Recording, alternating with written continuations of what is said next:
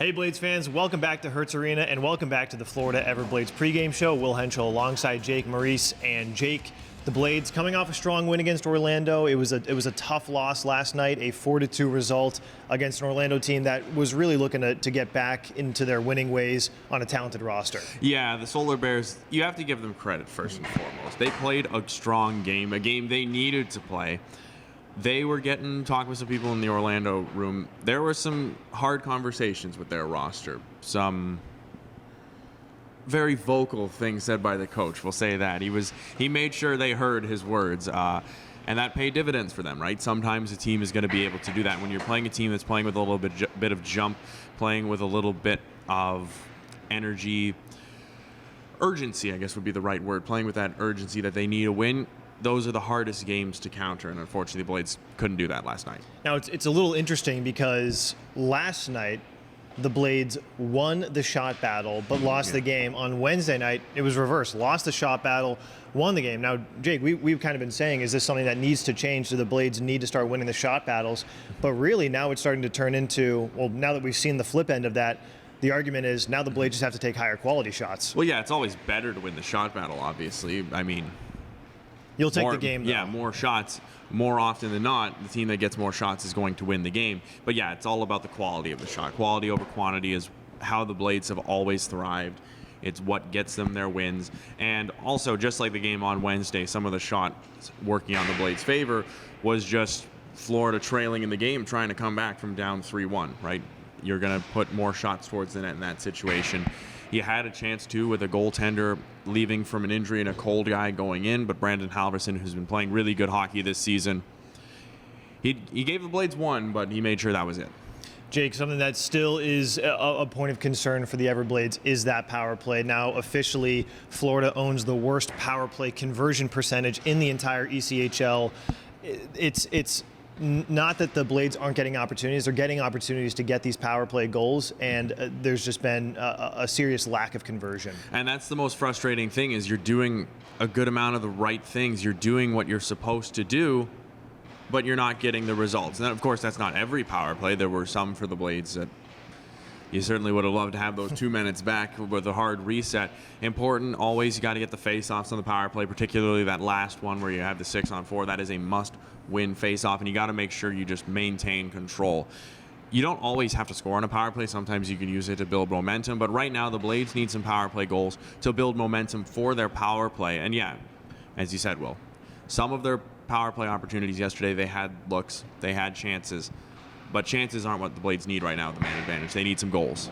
Trying to put the puck in the back of the net on the man advantage as much as possible. But, Jake, it wasn't all negative yesterday. We saw two guys, one making their debut, one a returner from last season, both breaking on to the score sheet. Oliver Chow and Shane Kosmetsky netting both their first goals of the season. Yeah, and it was great to see. I mean, Oliver Chow scoring a shorthanded goal too, right? Sometimes when you're down, you've got to push for offense. Great to see the Blades doing something like that, getting a shorthanded goal. Kosmetsky, nice shot from the point in your first game of the season after being a little banged up to start the year. That's always a great way to start the new season, and it's good to see offense coming from the back end.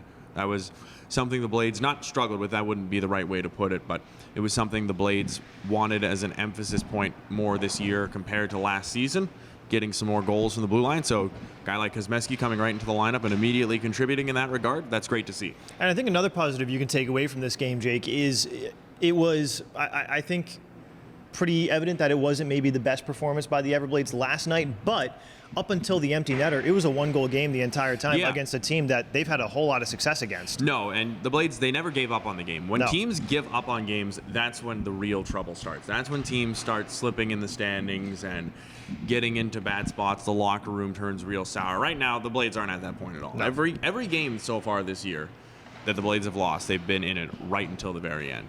And yeah, sure, you don't get the result.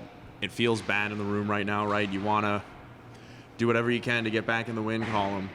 But when you're doing the right things, the wins will come more often than they won't. And the Blades, for the most part, are doing some really good things.